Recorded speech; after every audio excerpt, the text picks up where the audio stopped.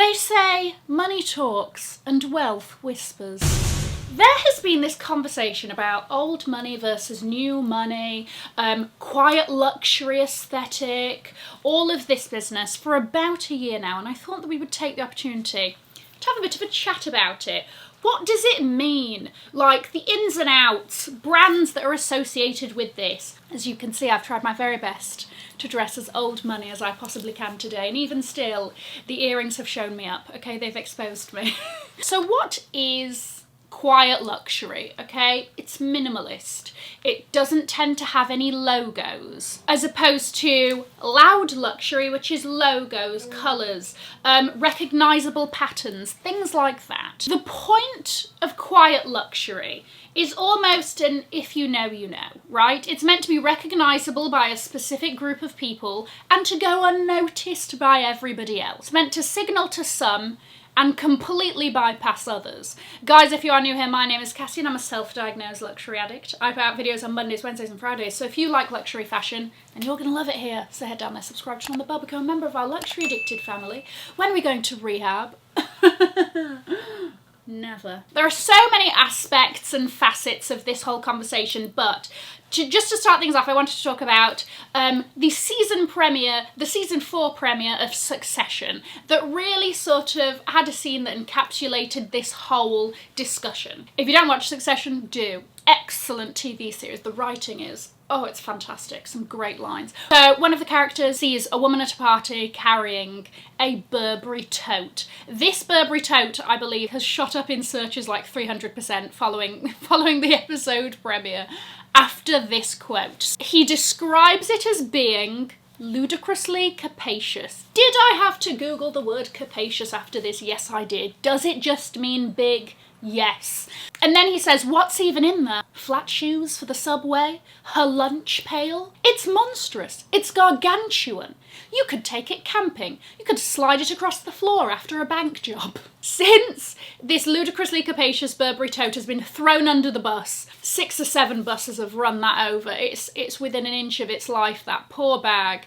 You know, I bet Burberry walked in on Monday morning and they were like, what did we do to the Succession writers? Bag and the scene and everything has been analysed to the nth degree. I have been on that side of TikTok and I've seen about 27 different videos with different reasons as to why, what this means and all of that. Here's what I think. It plays into this conversation of quiet luxury and all of that, but also into this like place and time of it all. So this bag was spotted at a party. It implies that by carrying a bag such as this, you're not used to being at these sorts of social events. Even the fact that it's practical, the fact that he mentioned like our flats in it, the fact that it's implied that she takes public transport. This is all coming from a bag. Nothing else, simply this one accessory, right?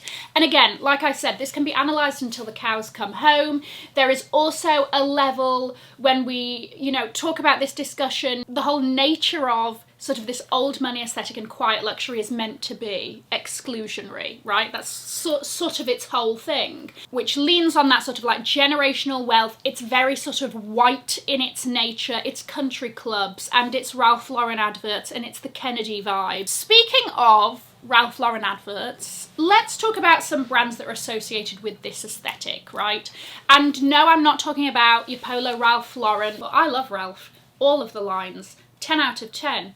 Hats off to you, sir. There is 2 particular lines. If you're looking at men, you're looking at Ralph Lauren Purple Label. If you're looking at women, you're looking at Ralph Lauren Collection. These are, you know, a single button-down striped shirt starts at $350. That beautiful taffeta skirt and crop top set. Actually, that look is very sort of like not old money for them. It's a bit shouty for them, to be fair. But again, that skirt alone is $2,000. The top is nearly $1,000. You're not going to see the pony. You'll see like an RL, but it's not in contrast to the rest of the piece. If the top is orange, then guess what? The monogramming is orange as well. The row. Oh my gosh, you cannot have this conversation and not mention the row. The row is a fashion cult of sorts, in my opinion. If you love the row, you love the row, okay? And shout out to Mary-Kate and Ashley, because really, who knew from Paradise in the Sun that we would be here? Let's just have a moment. Okay, because they're doing phenomenally. It's very inconspicuous. You have to know that exact piece. Only if you are well versed in the brand, which is the point of quiet luxury, would you know, oh, those are the Row ballet flats, and oh, that t-shirt was $350 and that coat was 5 figures. Then you've got something like Brunello Cucinelli, okay? Neutrals, I don't think they've ever done a pop of colour. And then every so often they might just, you know, decide to push the boat out a bit and do like a little sort of studded trim. But again, it's nothing shouty, it's nothing statementy, it's very, all of these things and all these brands we're going to talk about really lean on the timelessness, the classic. And there is one brand that everybody mentions when they talk about quiet luxury. Doesn't that sort of, I don't know, contradict itself in a way? Loro Piana. Cashmere sumptuousness, the uniform of the Stade guy, the people that summer in the south of France at Hotel du Cap Eden Rock, the people that ski at Stade and Courchevel. These summer walk sort of loafers are the most identifiable pieces from Loro Piana. I will say, very comfortable, all right? I will give them that. They come in a range of colours, and once again, if you know, you know, and if you don't, it's just another sort of boat-looking shoe. What we're really talking about here is like a Patek Philippe versus a Rolex, right? Oh my gosh, don't even put a Hublot in the same conversation. How could you? How very disgustingly new money. But what I think has been really interesting is that more recently, if we look at new collections and things, there definitely has been a bit more of a shift towards minimalism and more classic pieces and less of the shouty statement pieces. This sort of conversation around recession-core, because in these sort of like difficult financial times, if people are going to be buying luxury, they want to know they're going to get their money's worth. So they're going to buy a coat that they'll know they'll wear over and over, or something that they know can be worked so many different ways, something that isn't a one and done. And that fits in with this whole old money aesthetic, because it's all about classic pieces and timelessness. Phoebe Philo bringing her line back, excellent timing, because Phoebe is almost like, I was going to say Phoebe Philo is the patron saint of quiet luxury. Not quite, but almost. Her whole vibe has been minimal. Her brand launches towards the end of the year, and I'm sure it's going to do fantastically. Even new Bottega, right? Daniel Lee's Bottega versus Mathieu Blazy. Bearing in mind, these are all within like 3 years of each other, right?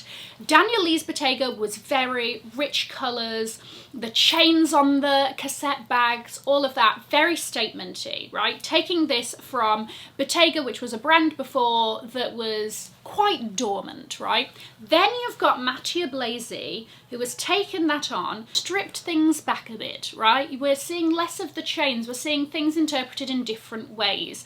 They're not really leaning on the Bottega green anymore. They are heavily leaning on the small intrecciato weave, and it's still recognisable, it's still Bottega, but in a different way to Daniel Lee. Even within high ticket items, right? So for example, a Birkin, right? This is seen to some to be the epitome of handbags. But even within like Birkin communities, shall we call it, that seems to be a big word for a whole lot of nothing. But essentially, even within the world of Birkins, it's like, oh, a Togo leather is an entry-level Birkin. Something a bit more special, like a So Black or a Shadow Birkin or a Cargo Birkin, that's like, oh, okay, a bit more sort of quiet luxury, a bit more if you know that this is a special edition. And then you have an exotic, oh, well, then you're in a different league of Birkin owner. I'm just putting my entry-level Birkin on the back there. Even how you treat your Birkin, if it's in pristine condition or if it looks like, I don't know, it's been dragged through a hedge backwards, right? If it's in pristine condition, like, oh my gosh, this must be your first, you must be looking after it. Oh, what a shame, because if you had loads, you wouldn't care. That sort of thing. People love this sort of like busted Birkin looking thing that Mary-Kate does. I think we're just learning from this video that Mary-Kate and Ashley Olsen are the epitome of quiet luxury. Another example, even, if we take brands like Louis Vuitton or Gucci, their monogrammed pieces, the pieces that are recognisable to quote-unquote the general public, are or tend to be canvas pieces, fabric pieces, and are priced cheaper than the leather pieces, which have less logos, that a little bit more if you know, you know. They tend to be much more expensive, a little bit of price discrimination there between old money and new money. It's this outward signalling to people you want to signal to and who you don't want to signal to. My general thoughts on the topic.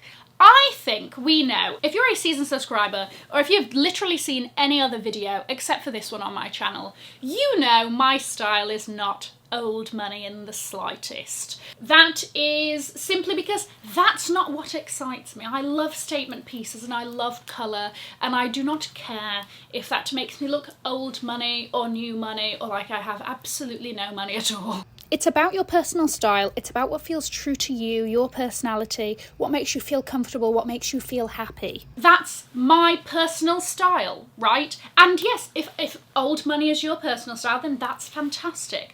But I think a sort of like conscious curation of your wardrobe to look like that, purely out of what it signals, is a bit of a problem. Personally, what I think has happened is luxury in the nature of its price is exclusionary. Not everybody can have it. But, you know, in recent years, and by recent years I mean like in the last 10, 15 years, I don't know. I'm not an anthropologist. But as more and more people have been able to access luxury, whether that is through a more higher paying job, this is generalisations, right? Or through things like Afterpay and Klarna, or more and more credit cards being readily available to people. Or maybe also just because you see it more on social media, whether or not it's fakes and DHgate and all of that, or people prioritising these pieces, or they're just popular or whatever it is, right? More people are able to get their hands on luxury, and this is almost to create an even more secret club within luxury that's like, okay, well, you might be into luxury, but you're not into like this kind of luxury. I don't know. Those are my thoughts. Apologies if that was all over the place. What do you think? Is your aesthetic old money or new money? Leave a $sign in the comments if you are new money. I am going to leave a link to another video over here in case you haven't already seen it. Have an amazing morning, afternoon or evening wherever you are. And in the words of my father, if you've enjoyed it, tell your friends. If you haven't, keep your mouth shut. I'll see you in my next one. Mwah. Bye guys.